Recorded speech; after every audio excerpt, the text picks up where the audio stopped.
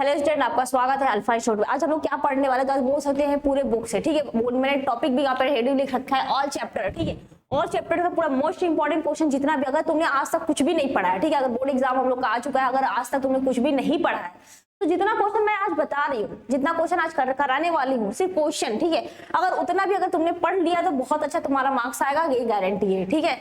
इतना तुम लोग कर सकते हो, जितना मैंने क्वेश्चन तुम्हारा आज मैं बताऊंगा अगर उतना पूरा कर लिया तो बोल सकते तुम कहीं से इसमें क्वेश्चन तुम बहुत तुम्हारा अच्छे मार्क्स आ जाएंगे, ठीक है। लेकिन उतना उससे रिलेटेड जितने क्वेश्चन अगर तुमने सारे पढ़े तो बताओ हम लोग क्वेश्चन स्टार्ट कर, बहुत लंबी क्लास नहीं होगी, बहुत ही छोटा क्लास होगा और उसमें जितने क्वेश्चन होंगे मैं सारे क्वेश्चन तुम लोग को बताऊंगा, तरीका बताऊंगा किस तरीके से लिखना है। ऐसा नहीं कि सिर्फ क्वेश्चन तुमने लिख दिया और कोई वो नहीं किया, लेकिन नहीं, जिस तरीके से मैं बताऊंगा उस तरीके से उसका क्वेश्चन भी लिखना है, वैसे पैटर्न लिखना है। ऐसा नहीं कि बस हाँ क्वेश्चन आ गया वहां पे तुमने एक हेडिंग डाला पूरा उसमें नीचे तक एकदम लिख डाला, तो ऐसा मत करना। मैं जैसे बताऊंगी स्टेप बाय कैसे लिखना है उस तरह से लिखना, और जितने क्वेश्चन मैं दे रही हूँ उसको कम से कम लिख लेना कॉपी में। अगर तुमने आज तक भी कुछ पढ़ाई नहीं किया, जीरो बैलेंस, अगर तुम्हारी पढ़ाई अभी तक जीरो है, ठीक है, लेकिन जितना क्वेश्चन मैं आज बताऊंगी अगर उतना तुमने पढ़ लिया तो मैं गारंटी देती हूँ तुम पास हो जाओगे बहुत अच्छे मार्क्स से, ठीक है। तो स्टार्ट करें, बताओ स्टार्ट करते हैं, देखते हैं हमारा पहला क्वेश्चन क्या है बच्चों, ठीक है।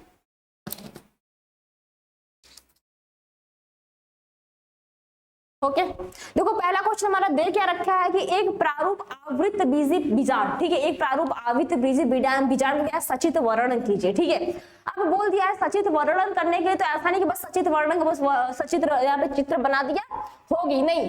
पहले आवृत बीजी बीजांड होता क्या, पहले आवृत बीजी पौधे होता क्या, पहले लिखना आवृत बीजी, ठीक है, पहले लिखना तुम लोग आवृत बीजी पादप, ठीक है। पहले ही मत ड्राइंग बना देना, पहले ही नहीं क्वेश्चन आंसर वहां पे हेडिंग डाला, यहाँ पे मैं बोला सोचा कि पहला क्वेश्चन दे रखा है, पहले क्वेश्चन डाला और तुम्हारा आंसर लिखा, यहाँ पे डायग्राम बना, बस हो गया। तो ऐसे मत लिखा, ऐसे नहीं लिखा जाए कि पहले डायग्राम ही बना दिया, नहीं, पहले जो दिया गया उसके बारे में कम से कम 2-3-4 लाइन लिखो, ठीक है। उसके बाद नेक्स्ट हेडिंग डालो आवृत बीजी पादप का क्या तुम्हारा वर्णन, ठीक है, सचित तुम्हारा चित्र, उसके बाद उसका डायग्राम बनाओ, उसके बाद जो डायग्राम बना रहे हो उसमें जितने नेमिंग किए हो, ठीक है, जितने नेमिंग किए हो सारे नेमिंग के बारे में तुम लोग 1-1 पॉइंट 2-2 पॉइंट लिखो, उसके बाद तुम्हारा ये क्वेश्चन कंप्लीट होगा। समझ में आया मैंने क्या बोला, कि अगर बोला है तुम्हारा क्वेश्चन ये दिया गया तो क्वेश्चन में ढूंढो ना, हेडिंग तुम्हारे वही क्वेश्चन में छुपा होता है, बस हमको समझने की जरूरत होती है कि तुम्हारा क्वेश्चन कैसे दिया गया है, ठीक है। ये समझ में आया सबको, बताओ इतना क्लियर है। इस क्लास में हम लोग यही करने वाले, कौन सा क्वेश्चन उसको किस तरीके से लिखे, पूरे बुक से, पूरे तुम्हारा जितना चैप्टर है सारे चैप्टर में क्वेश्चन है, ठीक है। अब देखते हैं हमारा नेक्स्ट क्वेश्चन क्या है, ठीक है, अगला क्वेश्चन देखते हैं क्या है हमारा। देखो अगला क्वेश्चन तुम्हारा दिया है आवृत बीजी पादप में निषेचन क्रिया का क्या है सचित वर्णन कीजिए, ठीक है। ये क्वेश्चन है वो क्वेश्चन, ऐसे 2-3 क्वेश्चन है जो बॉटनी से है, ठीक है। 2-3 क्वेश्चन जो आते हैं तुम्हारे बॉटनी चैप्टर से आते हैं, बॉटनी सब्जेक्ट से आते हैं, जो हमारा वनस्पति विज्ञान है, ठीक है। ऐसा मत सोचना कि तुम्हारा एक बुक है तो तुम्हारा एक ही चीज पढ़ना, नहीं, उसमें तुम्हारा बॉटनी भी है, जूलॉजी भी है, बायोटेक्नोलॉजी भी है, ठीक है। तुमको सारी चीज, इकोलॉजी भी उसमें दे रखा है, इकोलॉजी का मतलब समझ में आता है। तुम लोग सोचते अच्छा बायोलॉजी है बस बायोलॉजी पढ़ लिया हो गया, नहीं, उसमें तुम्हारा बॉटनी का पोर्शन अलग कर रखा है, उसमें से तुमको सब में से क्वेश्चन पूछता है, एग्जामिनर सब में से क्वेश्चन उठा के देगा। ऐसा नहीं कि स्पेसिफिक तुम्हारा एक चैप्टर बस उठा के जूलॉजी में से दे दिया, नहीं, बायोलॉजी इसलिए रखा गया ना तुम्हारी बॉटनी के सिलेबस, जो बॉटनी का जो पैटर्न होगा वो तुम्हारा अलग दे रखा है, जूलॉजी का अलग दिया, उसमें कुछ इकोलॉजी का चैप्टर वो अलग दे रखा है, बायोटेक्नोलॉजी का कुछ चैप्टर है वो तुम्हारा अलग, जेनेटिक का कुछ है वो उसको अलग कर रखा है, ठीक है। तो सारे में से तुम वो क्वेश्चन उसको देना है ना। अब मायने ये रखता है कि किसमें से क्वेश्चन कुछ ज्यादा मार्क्स का दे दे। तो हर साल अगर तुम लोग प्रीवियस ईयर एग्जाम पेपर उठा के देखोगे ना, सबसे ज्यादा तुम्हारा क्वेश्चन तुम्हारा जेनेटिक्स में से पूछ रखा है, ठीक है, जेनेटिक्स में से पूछ रखा है, उसमें से तुम्हारा 1 शॉर्ट क्वेश्चन, तुम्हारा 1 लाइनर, फिर एमसीक्यू जितना है सभी पूछ रखा है, ठीक है। अब तुम्हारा यही क्वेश्चन तुम्हारा दे रखा है कि आवृत बीजी पादपों में निषेचन की क्रिया क्या है सचित वर्णन कीजिए। पहले तो लिखोगे, देखो एक क्वेश्चन अगर मान लो दे दिया उसमें लिख दिया, लेकिन फिर लिखो आवृत बीजी पादप होता क्या है, फिर उसके निषेचन लिखो, उसका फिर सचित उसका फिगर बनाओ, ठीक है, उसका फिगर बनाओ, उसके बाद क्या करो उसका वर्णन का, अगर फिगर में भी कुछ ऐसे पॉइंट होते हैं जिसके बारे में तुम लिख सकते हो तो आवृत बीजी पादप लिखो, फिर इसकी निषेचन लिखो, निषेचन क्या होता है उसके बारे में लिखो, ठीक है।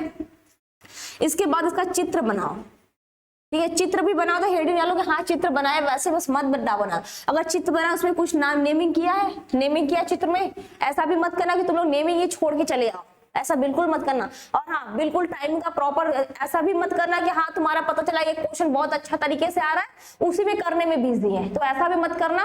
प्रॉपर टाइमिंग में मैनेज करके चलना कि हाँ हमको ये क्वेश्चन इतने टाइम में फिलअप करना है तो करना है, बाकी क्वेश्चन लास्ट के 10 मिनट में तुमको रिवाइज भी करना। अच्छा ये क्वेश्चन मैंने कर लिया है, इसमें इतना मैंने कंटेंट लिखा, अगर कुछ छूटा है तो मैं लास्ट टाइम में उसको भी फिलअप कर सकूं, ठीक है। और ये भी मत कहना कि तुमको क्वेश्चन नहीं आ रहा तो वहां पे पेज छोड़ के तुम लोग आगे बढ़ जाओ, ठीक है। ऐसा मत करना, जो क्वेश्चन पहले आए चाहे जैसे आए, एक नंबर का क्वेश्चन है तो उसी को पहले करो, या फिर 2 नंबर का क्वेश्चन है उसी को पहले करो, या तो लॉन्ग क्वेश्चन है तो उसी को पहले कर दो, लेकिन जो क्वेश्चन बहुत अच्छे तरीके से आ रहा है उसी को पहले स्टार्ट कर लेना, ठीक है।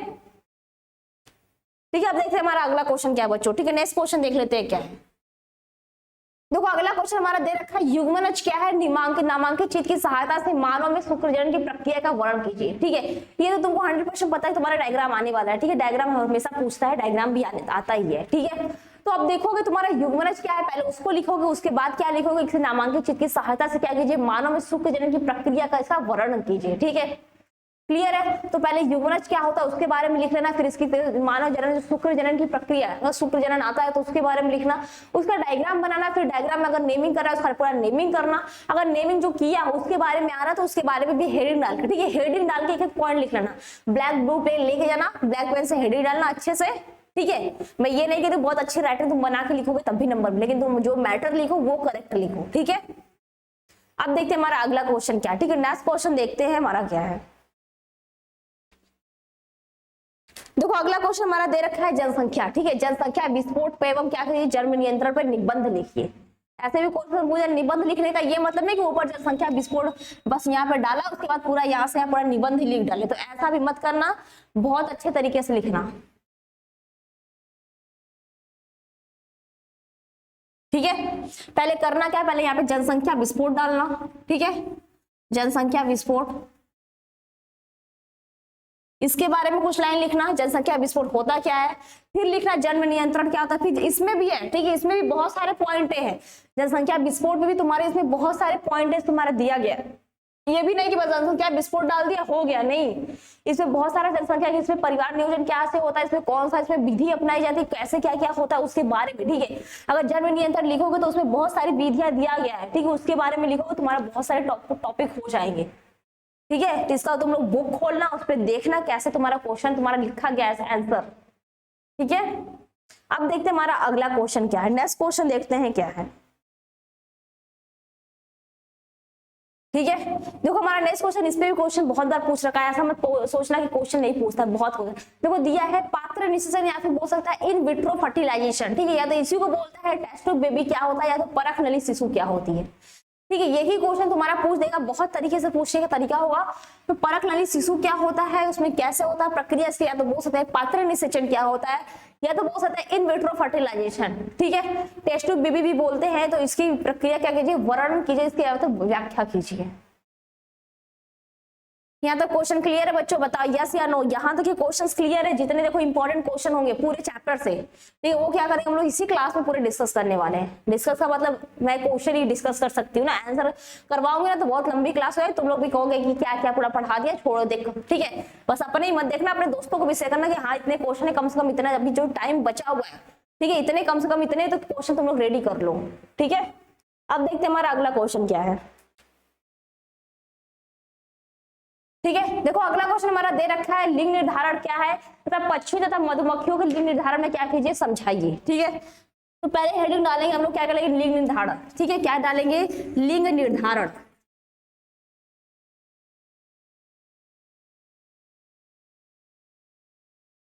पहले क्या डालेंगे, लिंग निर्धारण होता क्या है। ठीक है, इसके बारे में पूरा लिखेंगे, और इसमें भी लिख देंगे, एक हमारा फ्लो चार्ट भी आता है, इसमें एक फ्लो चार्ट भी लिखेंगे मानव का, और हमारा ठीक है मानव का फ्लो चार्ट भी बनाएंगे, इसको बना के लिखेंगे। इसके बाद लिखेंगे पक्षी तथा मधुमक्खियों में लिंग निर्धारण कैसे होता है। क्लियर है इतना पॉइंट, बताओ इतने पॉइंट क्लियर कि लिंग निर्धारण क्या होता है। ऐसा नहीं कि बस यहाँ पे लिंग निर्धारण लिखा, इसमें एक डायग्राम भी है, फ्लो चार्ट भी है, फिर मनुष्य में कैसे दोनों बनाओगे। ठीक है, एक फ्लो चार्ट बनाओगे तो उसमें पता चल जाएगा, उसका नेमिंग कर देना, फिर लिखना नेक्स्ट हेडिंग डाल के, यहाँ पे इसको छोड़ना, फिर नेक्स्ट हेडिंग इसी में डालना, पक्षियों में लिंग निर्धारण, उसके बाद नेक्स्ट लिखना मधुमक्खियों में लिंग निर्धारण कैसे होता है। ठीक है, तो सारे पॉइंट अलग अलग करके लिखना। अगर इसमें दोनों में फ्लो चार्ट भी बनाने की आता है तो उसको भी बना देना, दोनों ईजी है, फ्लो चार्ट बहुत ज्यादा टफ नहीं होता है फ्लो चार्ट बनाना। ठीक है, अब देखते हैं हमारा अगला क्वेश्चन क्या है। नेक्स्ट क्वेश्चन देखते हैं क्या है। देखो अगला क्वेश्चन हमारा दिया है, संकटग्रस्त जातियों से आप क्या समझते हैं? संरक्षण के लिए बोल सकते हैं विभिन्न प्रकार के उपायों का वर्णन कीजिए। ठीक है, तो पहले हम लोग क्या डालेंगे, संकटग्रस्त जातियां क्या होती हैं, ठीक है, उसके बारे में लिखेंगे वो होती क्या है, फिर कौन कौन सी विधियां होती हैं, फिर उसके संरक्षण के लिए, ठीक है, उसके संरक्षण के लिए बहुत सारी विधियां सरकार ने दिया है, बहुत सारे एनजीओ हैं, ठीक है, बहुत सारे एनजीओ जो क्या करते हैं, जो संकटग्रस्त जातियां हैं, तो ऐसे बहुत सारे IUCN है तुम्हारा, फिर रामसर है, मतलब ऐसे बहुत सारी तुम्हारी है, ठीक है, वो क्या करता है, पक्ष जो संकटग्रस्त जातियां उसका संरक्षण करता है, तो उसके बारे में लिखना, दो लाइन सबके बारे में लिखना, उसका पूरा फुल फॉर्म लिखना है, ऐसा नहीं कि बस हाँ एक तुम्हारा हेडिंग डाल दिया, IUCN डाल दिया, हो गया, नहीं, उसका पूरा नाम लिखना, उसका संरक्षण लिखना, कैसे करते, कौन सा उपाय करते हैं, सबके बारे में लिखना। हाँ, टाइमिंग मैनेज करके करना कि हाँ इतने टाइम में हमको इतने क्वेश्चन फिलअप करने हैं, पहले से प्रैक्टिस करके जाना, डायरेक्ट एग्जाम में मत कूद जाना।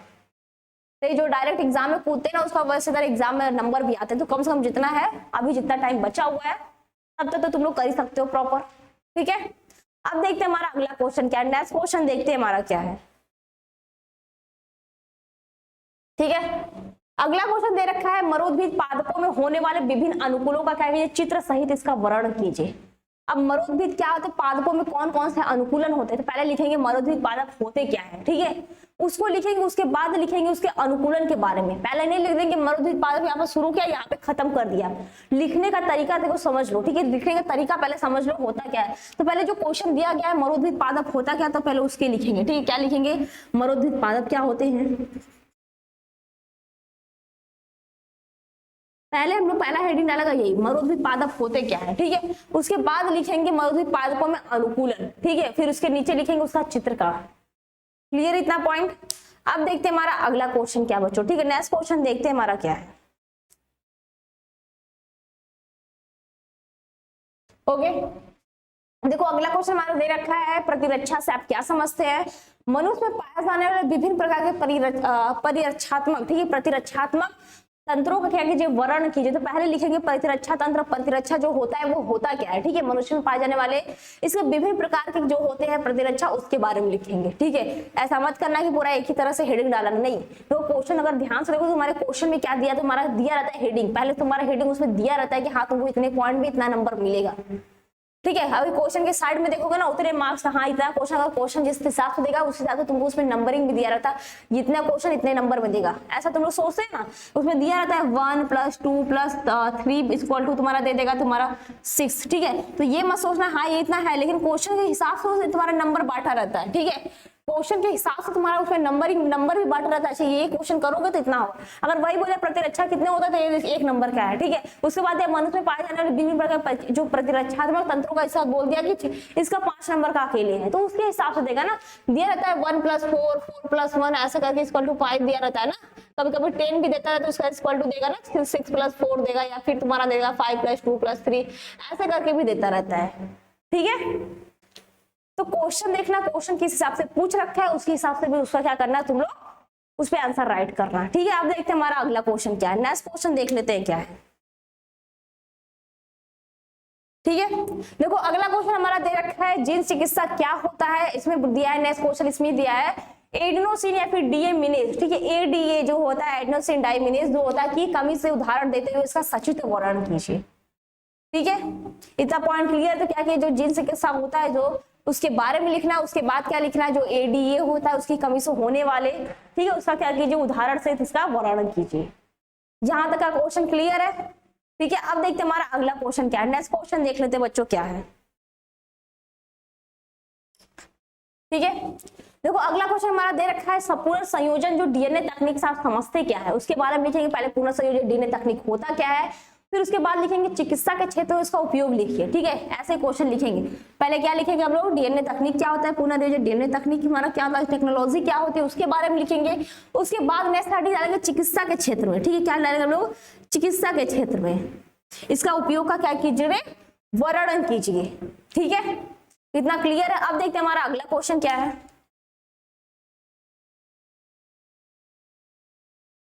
ठीक है, देखो हमारा नेक्स्ट क्वेश्चन दे रखा है कि न्यूक्लिक अम्ल क्या है, वाटसन एवं क्रिक द्वारा प्रस्तावित डीएनए अणु की द्विकुंडी संरचना का कीजिए वर्णन कीजिए। ठीक है, तो पहले न्यूक्लिक अम्ल होता क्या उसके बारे में लिखना है, उसके बाद क्या करेंगे डीएनए और वाटसन की जो प्रस्तावित डीएनए, ठीक है, उसके बारे में थोड़ा सा लिखेंगे कि वो होता क्या, द्विक्रियाशील संरचना क्या होता है, फिर उसका स्ट्रक्चर बनाएंगे, ठीक है, फिर उस स्ट्रक्चर के बारे में लिखेंगे वो कैसे संरचना होती है, ठीक है, तो डीएनए की कैसे संरचना होती है, उसका कैसा हेलिक्स होता है, डबल हेलिक्स को होता है, उसके बीच का बॉन्ड कितना होता है, उसमें कौन कौन से शर्करा बेस पाए जाते हैं, कितने न्यूक्लिक अम्ल पाए जाते हैं, उसका नाइट्रोजन बेस कितना होता है, फास्फेट ग्रुप कितना होता है, वो सबके बारे में क्या करेंगे हम लोग इस पे लिख देंगे, ठीक है। अब अगला और लास्ट क्वेश्चन देख लेते हैं बच्चों, क्या है हमारा इस क्लास का लास्ट क्वेश्चन है।